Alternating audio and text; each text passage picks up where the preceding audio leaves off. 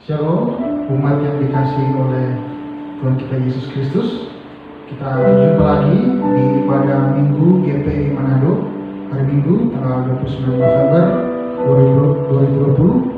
Tidak terasa kita sudah memasuki bulan terakhir di bulan November. Dan umat yang dikasihi oleh Tuhan, mari bersama-sama kita akan memuji Tuhan. Setelah itu kita akan bersama-sama mendengarkan firman Tuhan. Sebelum itu mari kita berdoa. Bapa di dalam surga, kami sungguh bersyukur ya Tuhan, di saat ini kami boleh berkumpul walaupun secara online. Kami mau memuji Engkau dan kami bersama-sama akan mendengarkan firman-Mu.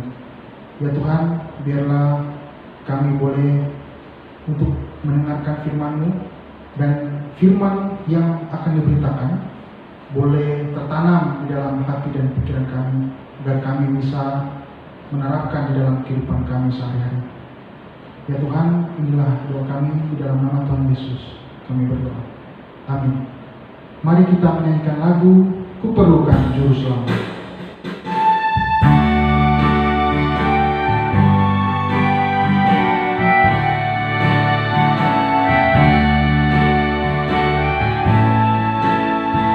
Kuperlukan juru selamat, agar jangan ku sesat.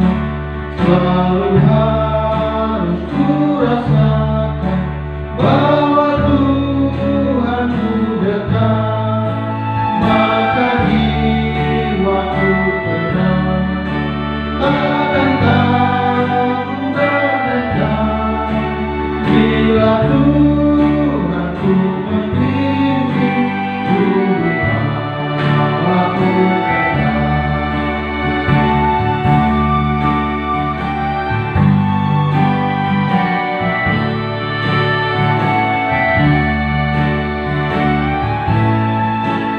Kuperlukan juru selamat, karena imanku lemah. Hiburan yang menguatkan, sungguh tiada bandingnya. Maka jiwaku tenang, takkan takut dan enggan. Bila Tuhan ku membimbing, ku dimampu tenang. Maka jiwaku tenang, takkan takut dan enggan. Bila Tuhan ku membimbing, ku dimampu tenang. Bila Tuhan ku membimbing, ku dimampu tenang. Bila Tuhan ku membimbing, ku dimampu tenang.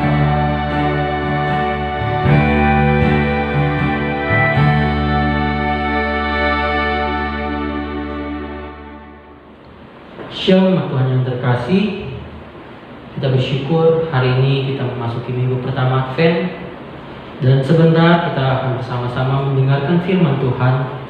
Namun sebelumnya mari bersama-sama kita berdoa. Bapa, kami bersyukur Tuhan, terima kasih untuk hari ini Tuhan. Sebentar kami akan mempersiapkan hati dan telinga kami untuk kami mendengarkan firman Tuhan. Biarlah Roh Kudus-Mu memberi kami hikmat untuk kami boleh mengerti apa yang Tuhan ingin sampaikan kepada kami. Urapi abdi-Mu Tuhan yang akan menyampaikan firman-Mu. Biarlah setiap firman yang keluar dari lidah bibir abdi-Mu ini berasal daripada Tuhan. Terima kasih Bapa, hanya di dalam nama Tuhan Yesus. Haleluya. Amin. Shalom Tuhan yang terkasih. Mari saya mengajak kita semua untuk membuka kitab suci kita di Yesaya pasal 9 ayatnya yang kelima. Yesaya pasal yang ke-9 ayat yang kelima, saya akan bacakan bagi kita semua. Sebab seorang anak telah lahir untuk kita, seorang putra telah diberikan untuk kita. Lambang pemerintahan ada di atas bahunya, dan namanya disebutkan orang penasihat ajaib, Tuhan yang perkasa, Bapa yang kekal, Raja damai. Hari ini kita akan membahas mengenai tentang Yesus penasihat ajaib. Nah, tema kita pada hari ini yaitu Yesus penasihat ajaib. Dalam Kamus Besar Bahasa Indonesia, penasihat adalah orang yang memberi nasihat atau saran, orang yang menasihati atau anjuran. Orang akan mencari nasihat, saran, atau anjuran dari berbagai jenis penasihat. Beberapa orang mendengarkan saran dari pengamat ekonomi untuk berinvestasi. Mereka yang ingin hidup sehat juga mendengarkan nasihat dokter atau para medis tentang pola makan, dan juga dalam keluarga bagaimana istri mendengarkan nasihat dari suami, begitupun juga sebaliknya. Para penasihat itu pada umumnya memberikan saran yang baik, tetapi kadang juga sarannya tidak tepat. Seorang penasihat adalah seorang yang kita dengar, seseorang yang memberikan saran atau anjuran atau advice kepada kita. Kadang manusia pun juga dapat salah ketika memberikan saran atau memberikan nasihat, karena manusia terbatas. Manusia juga punya kesalahan, punya titik kesalahan dalam memberikan anjuran atau nasihat. Begitupun juga terjadi bagi bangsa Israel pada zaman Nabi Yesaya. Mereka mempunyai kebiasaan untuk mendengar dari penasihat yang salah. Ketika bangsa Israel, khususnya Israel dari Israel Selatan, jadi orang-orang Yehuda yang mengalami masa-masa kegelapan, dalam mengalami masa-masa pembuangan, dalam mengalami masa-masa kehimpitan, mereka mencari nasihat-nasihat dari arwah-arwah orang mati, dari peramal-peramal. Hal ini pun yang dikatakan oleh Nabi Yesaya, sehingga Nabi Yesaya menubuatkan akan lahir seorang anak. Kita melihat bagaimana bangsa Israel yang begitu bangsa yang tidak mendengar akan perkataan firman Tuhan, yang tidak taat akan firman Tuhan, ketika dalam masalah, ketika dalam kehimpitan, mereka mencari pertolongan kepada bangsa-bangsa lain. Mereka mencari penasihat-penasihat dari peramal-peramal, dari dukun-dukun. Hal ini pun juga pernah kita alami dalam kehidupan kita. Orang-orang di Israel memberikan nasihat yang buruk. Orang-orang ini memberi saran kepada bangsa Israel untuk mendengarkan nasihat seseorang. Bukan Tuhan yang mereka dengar, tetapi peramal yang menjadi perantara dengan orang mati. Itulah sebabnya karena orang-orang Israel mendengarkan para penasihat mereka, maka bangsa Israel mengalami penderitaan yang begitu besar. Namun pada saat Nabi Yesaya menubuatkan akan datangnya seorang putra, akan datangnya seorang anak, di Yesaya 9 ayat 5 ini adanya suatu nubuat pembebasan, suatu nubuat pembebasan bagi bangsa Israel yang pada saat itu mengalami masalah tekanan dalam kehidupan mereka. Bangsa Israel telah berjalan dalam kegelapan, dalam lembah kekelaman, karena tidak mendengar nasihat daripada firman Tuhan atau tidak mendengar nasihat dari Tuhan sendiri. Banyak penasihat yang berpengalaman dapat membantu kita dalam bidang keuangan, kesehatan, perkawinan, dan lain sebagainya. Apapun persoalan kita di luar sana, ada orang-orang yang terlatih untuk menolong kita. Namun seberapa baiknya nasihat yang mereka berikan kepada kita, mereka juga adalah manusia yang mempunyai keterbatasan. Banyak penasihat atau ahli di dunia ini, tetapi tidak ada seorang pun yang dapat dibandingkan dengan penasihat ajaib, yaitu Kristus. Ketika Yesus datang, Ia datang dengan pemahaman yang sempurna tentang persoalan pokok yang sedang kita hadapi.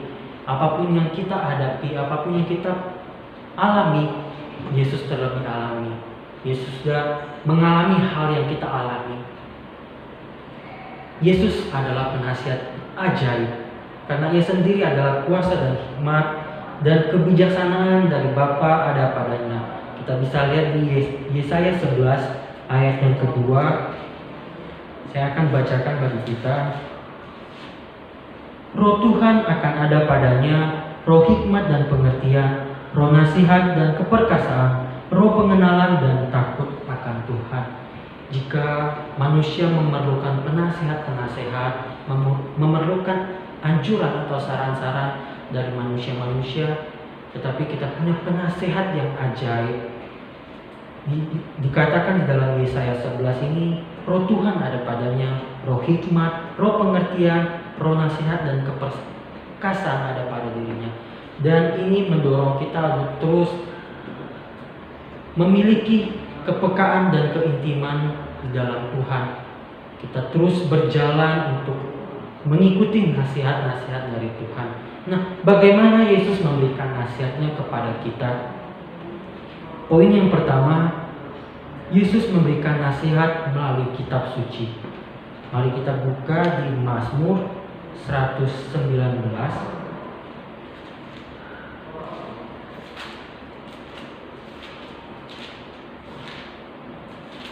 Mazmur 119 ayatnya yang ke-24.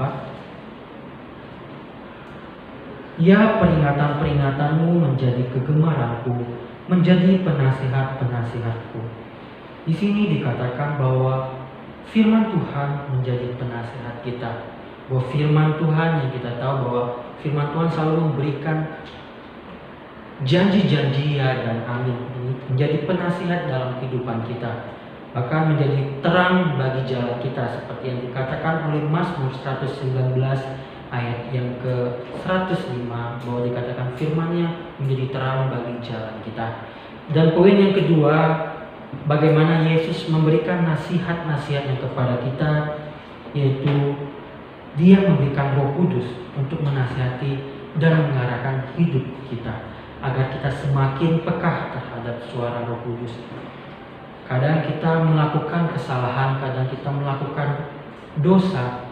Ada suara Roh Kudus yang mengingatkan kita, yang menasihati kita untuk kita jangan melakukan dosa, untuk kita jangan melakukan kesalahan. Kita harus peka dengan suara Roh Kudus. Semakin kita peka dengan suara Roh Kudus, semakin kita mendengar akan nasihat-nasihat daripada Roh Kudus. Poin yang ketiga, bagaimana Yesus memberikan nasihatnya kepada kita.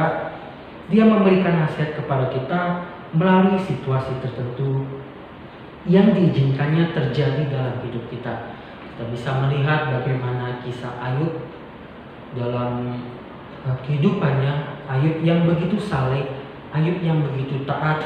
Ketika masalah yang terjadi, harta bendanya harus hilang, keluarganya harus hilang, tapi dia tetap taat dengan situasi, dengan keadaan yang terjadi dalam hidup Ayub. Ayub tetap taat dengan situasi yang terjadi. Di situ Tuhan menasihati, di situ Tuhan mengarahkan hidup Ayub untuk dengan tujuan agar Ayub semakin taat dan bertumbuh di dalam Tuhan. Begitupun juga dengan kita, dengan situasi keadaan yang terjadi.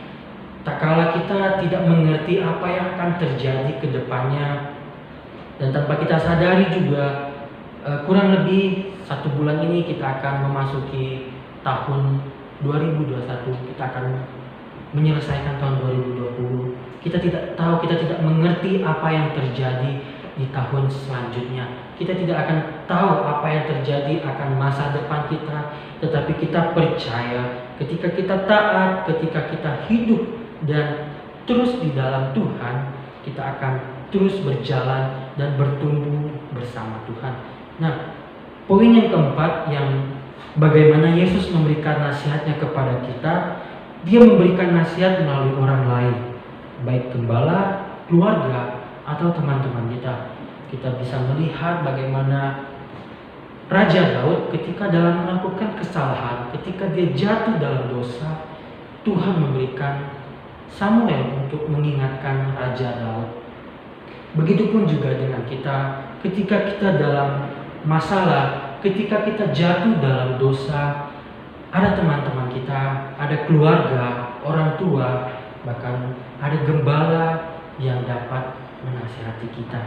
Namun kita percaya bahwa hanya ada satu penasihat yang begitu luar biasa, satu penasihat yang ajaib, yaitu Kristus. Dan biarlah kiranya firman Tuhan hari ini dapat menguatkan kita untuk kita sama-sama belajar bahwa dimanapun kita berada, baik di dalam keluarga, di dalam pelayanan gereja, bahkan pekerjaan, kita perlu penasihat. Kita perlu saran-saran, yaitu nasihat dan saran dari Tuhan. Sehingga biarlah hidup kita boleh terus diarahkan oleh Kristus. Sehingga hidup kita tidak salah melangkah, karena kita percaya ketika kita terus mengikuti nasihat dan kita terus taat akan nasihat Kristus, kita akan terus berjalan bersama Tuhan. Kiranya firman Tuhan pada hari ini boleh memberkati kita semua, untuk kita boleh menjadi terang, untuk kita boleh menjadi berkat bagi semua orang. Mari kita tutup firman Tuhan kita tutup dengan doa. Mari kita berdoa. Bapa, kami bersyukur Tuhan, terima kasih untuk firman Tuhan pada pagi hari ini. Tuhan telah mengingatkan kami akan kami kadang Tuhan tidak taat, kami tidak dengar, bahkan kami juga sering mencari nasihat-nasihat dari orang-orang yang salah Tuhan, baik dari peramal-peramal, dukun, orang pintar. Dan pada hari ini Tuhan ingatkan kami melalui firman Tuhan bahwa hanya ada satu penasihat yang luar biasa, hanya ada satu penasihat yang begitu ajaib, yaitu Kristus, penasihat yang luar biasa bagi kami. Tuhan, ampuni kami jika kami pernah melakukan kesalahan, kami mencari penasihat yang salah Tuhan. Dan biarlah Tuhan, firman Tuhan pada hari ini boleh terus mengingatkan kami, boleh terus menguatkan hati dan pikiran kami, sehingga kami boleh terus mengingat akan firman Tuhan. Kami boleh terus melakukan firman Tuhan dalam kehidupan kami, untuk kami boleh memberitakan firman Tuhan dimanapun kami berada. Terima kasih Bapa, kami serahkan Tuhan, firman Tuhan ini kami kembalikan ke dalam tangan Tuhan. Hanya di dalam nama Tuhan Yesus kami berdoa dan kami mengucap syukur. Haleluya. Amin. Mari bersama-sama kita akan berdoa syafaat. Bapa, kami bersyukur Tuhan, terima kasih kembali kami datang ya Tuhan. Kami mengucap syukur Tuhan, kami bersama-sama kami berdoa untuk negara dan bangsa kami Tuhan. Kami melihat bahwa banyak masalah-masalah yang terjadi. Tuhan, kami berdoa biarlah Tuhan pulihkan bangsa kami Tuhan. Engkau memberkati para pemimpin kami, presiden, wakil presiden, bahkan kami juga berdoa untuk tim para keamanan Tuhan, dari aparat keamanan. Kami juga berdoa Tuhan, baik orang-orang atau setiap oknum yang ingin berlaku jahat Tuhan bagi bangsa kami ini Tuhan. Tuhan, kami berdoa Tuhan, setiap hal-hal yang radikal Tuhan, segala setiap antikris Tuhan, kami berdoa Tuhan, biarlah Kau pulihkan bangsa kami Tuhan. Kami juga berdoa juga untuk virus pandemi ini yang masih terus berada ini Tuhan. Kami berdoa untuk setiap tim medis Tuhan. Engkau memberkati mereka, Engkau perlengkapi mereka, Engkau memberi mereka kekuatan Tuhan, untuk mereka boleh bekerja melayani Tuhan untuk bangsa ini Tuhan, sehingga kami boleh bersama-sama memerangi virus COVID ini Tuhan. Tuhan, kami juga berdoa untuk perekonomian di bangsa kami. Kami berdoa Tuhan, baik di kelautan, baik juga untuk perkebunan, setiap perindustrian yang ada pun kami berdoa Tuhan, biar Tuhan pulihkan ekonomi kami, ekonomi bangsa kami Tuhan. Kami juga berdoa Tuhan untuk kota kami, Kota Manado, Provinsi Sulawesi Utara Tuhan. Kami menyerahkan semua ke dalam tangan Tuhan. Dan juga kami berdoa untuk situasi dan keamanan pada tanggal 9 Desember Tuhan. Untuk pesta rakyat ini kami serahkan semua ke dalam tangan Tuhan. Siapapun pemimpinnya yang terpilih nanti Tuhan, kami percaya semua berasal daripada Tuhan. Biarlah hikmat, roh takut akan Tuhan ada padanya Tuhan, untuk boleh melayani dan memimpin Provinsi Sulawesi Utara, khususnya di Kota Manado ini Tuhan. Kami menyerahkan semua ke dalam tangan Tuhan. Kami juga berdoa untuk gereja kami, GPEI Manado, dan juga kami berdoa Tuhan untuk gereja GPEI yang ada di seluruh Indonesia Tuhan. Kami menyerahkan semua ke dalam tangan Tuhan. Biarlah Tuhan, gereja ini boleh berdiri Tuhan semua karena anugerah Tuhan, boleh menjadi berkat bagi semua orang Tuhan. Kami menyerahkan juga semua ke dalam tangan Tuhan. Para misionaris, para penginjil, kami serahkan Tuhan. Pelayanan-pelayanan kami semua ke dalam tangan Tuhan. Semuanya untuk hormat kemuliaan nama Tuhan. Terima kasih Bapa, terima kasih Yesus. Kami kembalikan semuanya ke dalam tangan Tuhan. Setiap doa-doa yang kami naikkan Tuhan, kami percaya bahwa Tuhan akan jawab sesuai dengan waktu dan kehendak Tuhan. Kami juga berdoa Tuhan buat setiap diri kami Tuhan, kami yang dalam keadaan lemah, kami dalam masalah Tuhan, pergumulan hidup, baik juga dari keluarga kami Tuhan. Biarlah Tuhan, dan firman pada hari ini boleh mengingatkan kami, menguatkan kami Tuhan, ketika kami dalam masalah, ketika kami dalam sakit Tuhan, bahwa kami hanya berharap hanya satu penasihat, yaitu Kristus. Biarlah kami boleh terus bergantung hidup kami kepada Engkau Tuhan, terus berharap kepada Tuhan sebagai juru selamat kami. Terima kasih Tuhan, terima kasih Bapa. Kami kembalikan setiap doa-doa yang kami telah naikkan Tuhan ke dalam tangan Tuhan, seperti doa yang Tuhan telah ajarkan kepada kami, yaitu doa Bapa kami. Bapa kami yang ada di surga, dikuduskanlah nama-Mu, datanglah kerajaan-Mu, jadilah kehendak-Mu di bumi seperti di surga. Berikanlah kami pada hari ini makanan kami yang secukupnya, dan ampunilah akan kami kesalahan kami seperti kami juga mengampuni orang yang bersalah kepada kami. Dan janganlah membawa kami ke dalam pencobaan, tetapi lepaskanlah kami daripada yang jahat, karena Engkau yang punya kerajaan, kuasa, dan kemuliaan sampai selama-lamanya. Amin. Bapak Ibu Saudara yang terkasih dalam Tuhan Yesus Kristus, kita telah sama-sama diberkati dengan kebenaran firman Tuhan. Maka saatnya kembalilah di dalam kehidupan keseharian setiap kita, dan terimalah berkat Tuhan. Tuhan memberkati engkau dan melindungi engkau. Tuhan menyinari engkau dengan wajah-Nya dan memberikan engkau kasih karunia.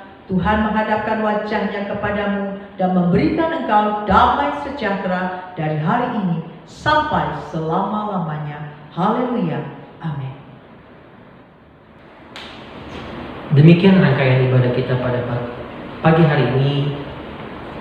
Saya mengucap terima kasih kepada Bapak Ibu dan saudara-saudari yang terkasih dalam Tuhan kita Yesus Kristus, yang telah bersama-sama beribadah bersama GPEI Manado.